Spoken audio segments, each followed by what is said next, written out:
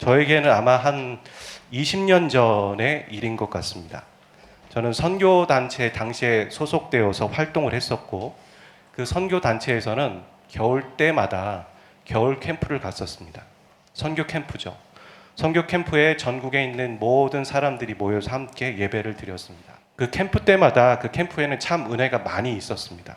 여러 은사들이 나타났고, 여러 어떤 돌파들이 있었고, 여러 모습들이 있었습니다. 장소가 그때는 천안이었습니다. 거기 들렸다가 이제 돌아오는 길에 있었던 일입니다.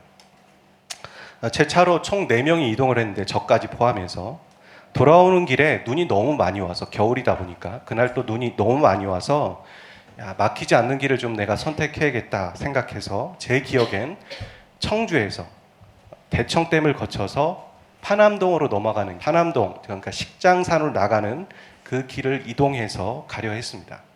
물론 제 집은 정반대긴 하지만 라이드를 해야 했기 때문에 그쪽으로 가는 게 제 생각에는 좋겠다 생각했던 것이죠.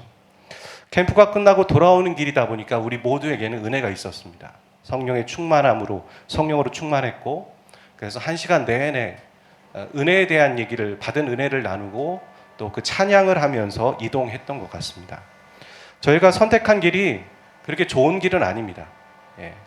평상시에도 운전할 때 좀 꼬불탕꼬불탕 하는 길이 있긴 했지만, 눈이 오고 그 눈길에 미끄러웠기 때문에 쉽지 않은 길이었습니다. 매우 미끄러운 길이었고, 솔직히 고비가 몇 번 있었습니다. 그리고 그 길은 아시겠지만 사람들이 잘 다니지도 않는 길입니다. 시골길이라는 것이죠. 그렇게 3분의 2 이상을 이렇게 오다가 탁 트인 마을이 하나가 보였습니다. 그리고 거기에 버스 정류장이 하나가 있었어요. 그곳에 3명의 사람이 서서 한 명이 손을 저희들에게 흔들었습니다. 왜 그러나, 왜 손짓을 하나? 그래서 차를 세우고 창문을 열고 물어봤더니만 그 사람이 얘기하기를 길을 물어보는 거였습니다. 저희도 여기가 초행길입니다. 그래서 특별하게 말씀을 못 드리겠습니다. 그렇게 창문을 닫고 출발을 했습니다. 출발한 지 50m 정도 됐나?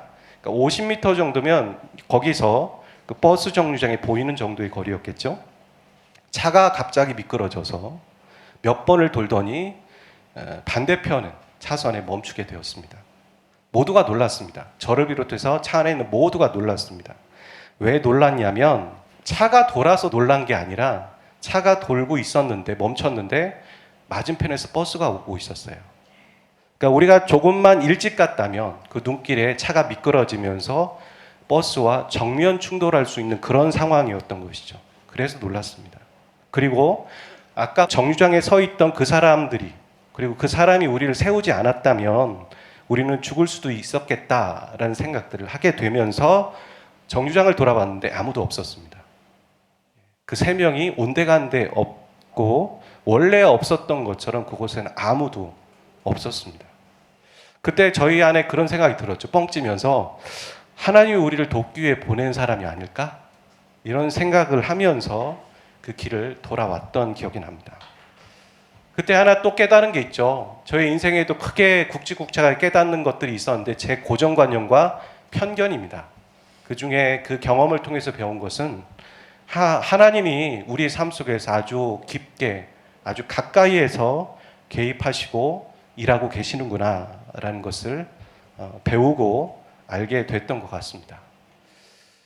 오늘 본문에 보면 하나님이 이스라엘에게, 지난 본문이죠, 길갈에서 명령하신 3가지 일들이 있었습니다. 유월절, 또 할례, 기념비를 세우는 것. 이것은 하나님과 이스라엘 백성들이 관계를 재정립하는 그런 중요한 예식입니다. 예식으로 따지면 마치 결혼식과 같은 거죠. 그 예식이 끝난 후에 이들은 무엇을 치러야 하냐면 여리고 전투를 치러야 합니다. 고고학적인 고증을 통해서 보면 이거 여리고 성의 구조는 이중 구조로 나눠져 있었어요. 내벽과 외벽. 그러니까 내벽을 뚫고 넘어가면 다시 한 벽이 또 생기는 거예요. 외벽을 뚫고 들어가면. 그만큼 점령하기 참 까다로운 성이 여리고 성이었습니다. 하지만 가나안을 점령하기 위해서는 반드시 점령해야 될 곳이 여리고 성입니다. 여리고성으로 딱 나눠서 북부와 남부를 나눌 수 있고 지리적으로 요충지가 되는 것이거든요. 여러분, 이들은 광야에서 스스로 전쟁을 벌이지 않았습니다. 광야에서는 다른 민족이 자기들에게 싸움을 걸어오면 이걸 가지고 반격하거나 공격하는 일은 했지만 먼저 공격하는 일은 없었어요. 그런데 이들은 가나안에 들어와서 먼저 싸움을 걸어야 합니다.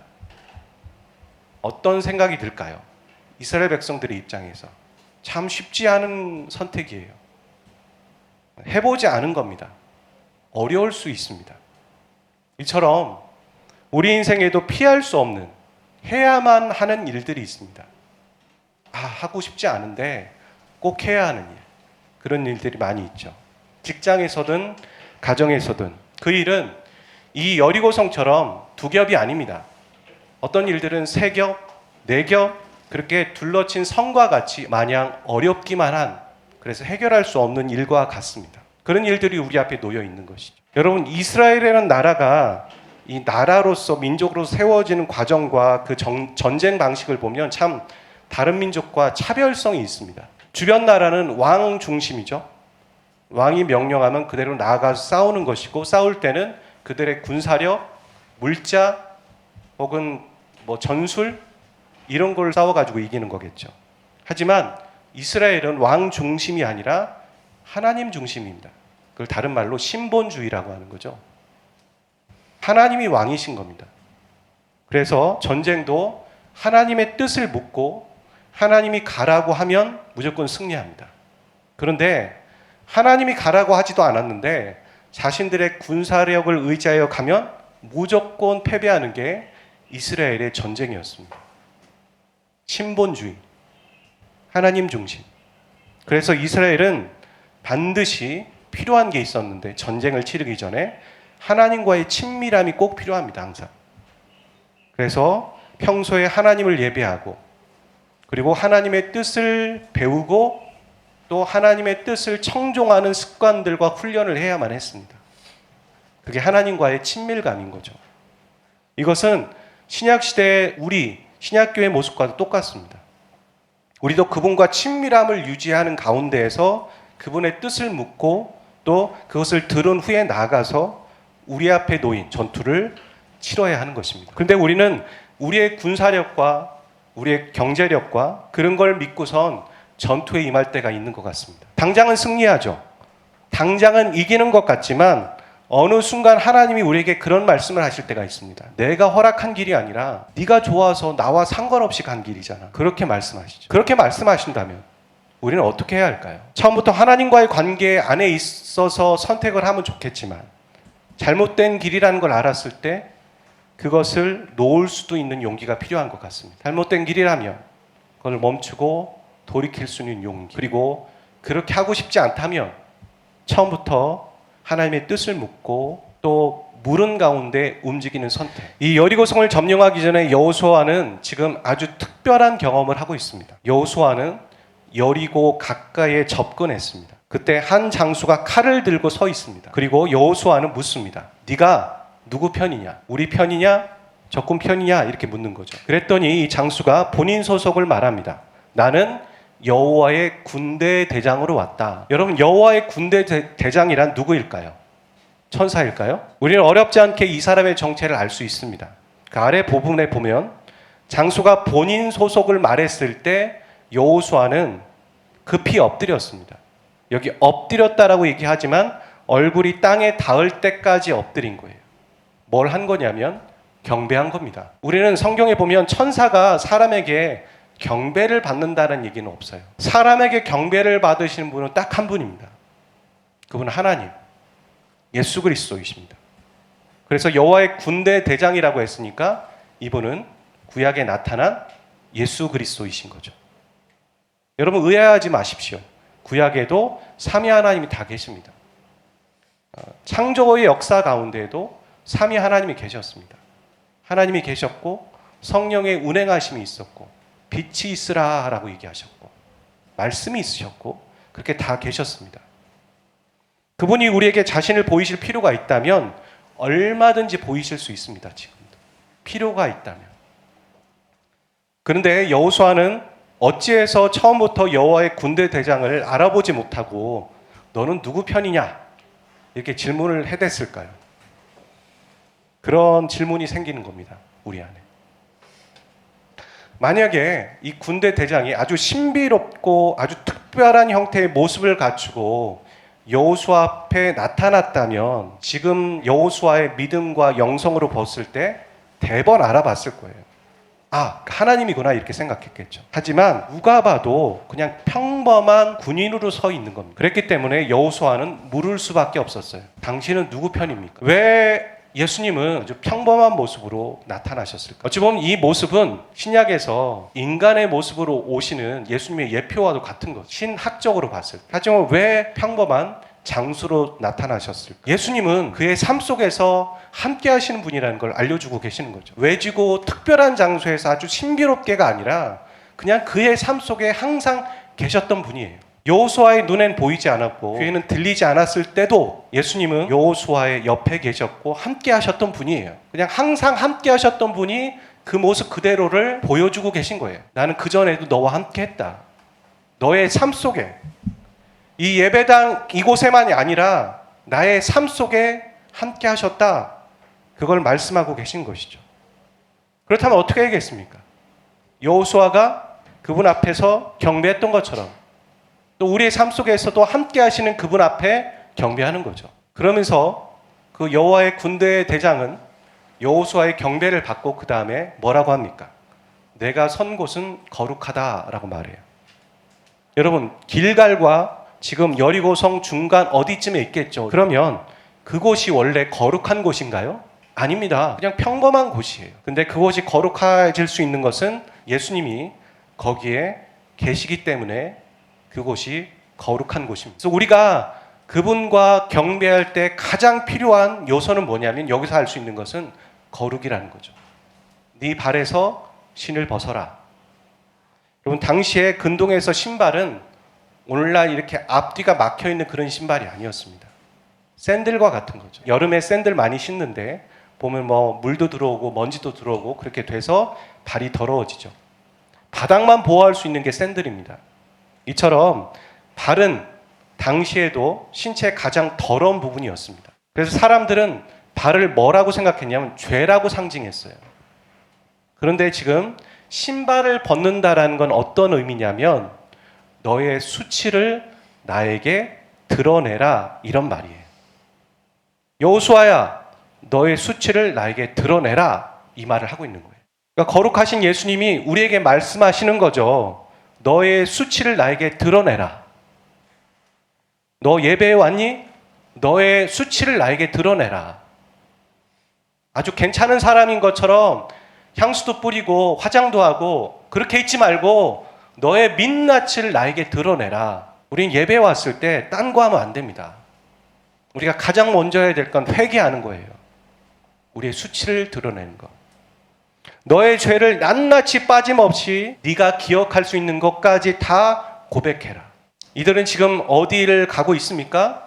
여리고성 전투에 임하기 전입니다. 이 전투를 승리로 이끌기 위해서 반드시 요구되고 필요한 게 있습니다. 하나님이 그래서 이 짧은 구절이잖아요. 마치 길갈에서 바로 여리고로 넘어가도 아무 문제 없는 문맥이에요. 그런데 굳이 여호수아를 만나주고 계시는 거죠. 그러면서 그에게 거룩을 요구하고 있습니다. 다른 사람이 아닌 그에게 거룩을 요구하고 있습니다. 네가 나에게 쓰임을 받기를 원한다면, 네가 나와 함께 동행하기를 원한다면 거룩해야 한다. 오늘 우리는 그렇게 말할 수 있어요. 제가 주님 회개하고 왔어요. 제가 거룩하려고 노력했습니다. 라고 생각하는 사람에게 이 말씀은 어떻게 적용해야 할까요? 이 말씀은 너의 거룩에 대한 수준을 높여라 이 말이에요. 어찌 보면 우리보다 여호수아가 더 믿음에 충만할지 몰라요. 이 상황에서. 그의 영성이 깊을지 몰라요. 그런 여호수아에게 하나님은 네 발에서 신을 벗으라는 말은 너의 거룩의 수준을 더 높여라 이 말이에요. 우리가 예수님 믿기 전에는 죄가 뭔지 솔직히 모르죠. 사회적인 죄 정도 생각하죠. 양심적인 거 좀 생각하고.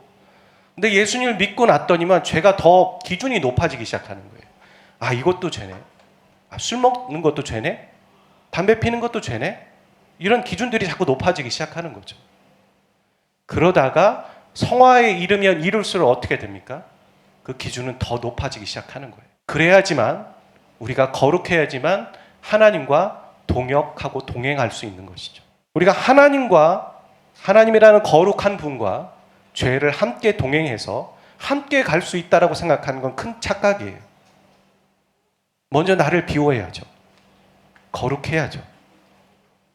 그러기 위해서 너의 죄를 고백하고 내가 스스로 죄로부터 멀리해라. 이 말이 바로 오늘에 있는 말씀의 요지인 것입니다. 여러분, 어떻게 여리고 전투를 준비하고 계십니까? 여러분의 인생 가운데 있는 그 여리고 전투, 마치 그 주변에 있는 민족들처럼, 이 주변의 민족은 예수 믿지 않는 사람들을 얘기하는 거예요. 오늘날로 따지면. 그들은 뭘 합니까? 물자와 어떤 스펙과 여러 가지를 가지고 이 전쟁에 이길 수 있다라고 생각하고 접근하는 거예요. 그리고 우리의 눈에 봐도 그들은 그 전쟁에 이기고 있어요. 그 난관을 뛰어넘고 있다고요. 그래서 저게 맞다라고 착각하는 거죠. 성경은 그렇지 않다라고 얘기해요. 마지막에 웃는 사람이 웃는 거예요. 마지막에 주님 앞에 나갔을 때 네가 잘하였다. 내가 작은 것을 맡겼는데 네가 큰 일을 하였구나. 네가 내 뜻과 내 말에 그대로 행동했구나. 얘기하는 사람이 진정 승리자인 거지.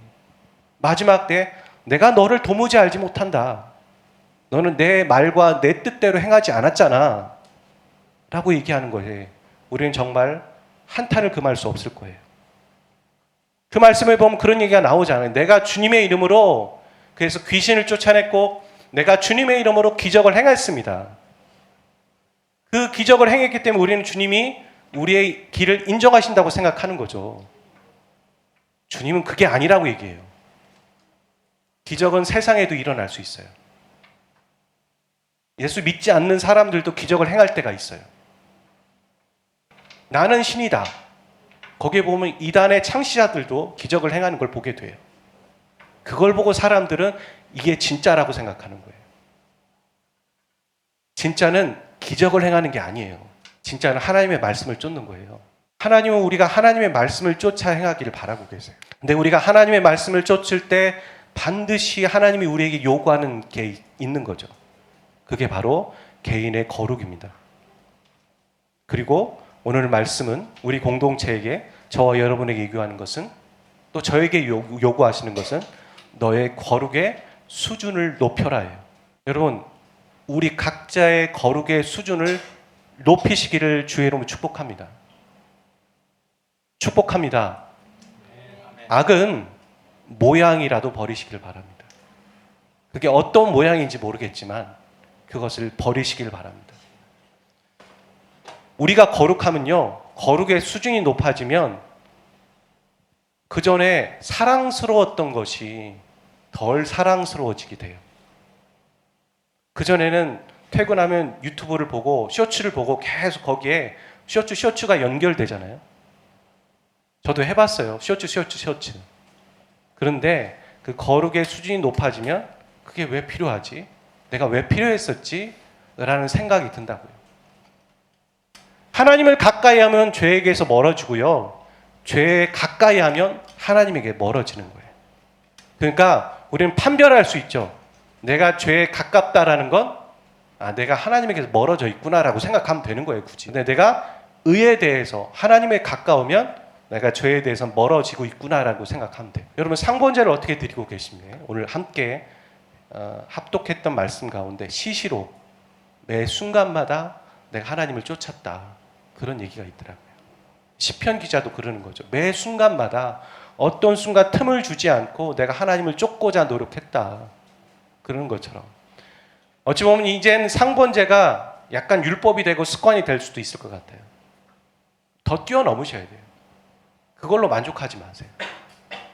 상번제가 아니라 세 번의 시시로 시편 기자처럼 하나님을 예배하고 하나님을 찾는 모습, 거룩의 수준을 더 높이는 모습, 그것이 저와 여러분에게 있으시기를 주의 이름으로 축복합니다. 우리 같이 기도하겠습니다. 여러분, 이 말씀 들으면서 어떤 것이 생각나셨는가? 내가 거룩하지 않은 모습 중에, 그리고 어떤 찔림이 있어서 내가 이런 거룩으로 나가야겠다는 마음이 있으신가? 그것을 성령께서 지금 말씀 들을 때 생각나게 하신 그 부분 가지고 이 시간 우리 3, 4분 정도, 옆에 사람이 너무 가까이 있으면 방해될까 좀 자리 옮기셔서 하나님과 독대하시는 거예요. 그런 기도하고, 또 하나는 우리가 하나님 앞에서 생각할 수 있는 모든 것들, 생각나는 모든 것들에 대해서 이 시간 우리의 수치를 드러내고 회개하는 시간을 우리가 갖기를 원합니다. 우리 3, 4분 정도 함께 기도하도록 하겠습니다.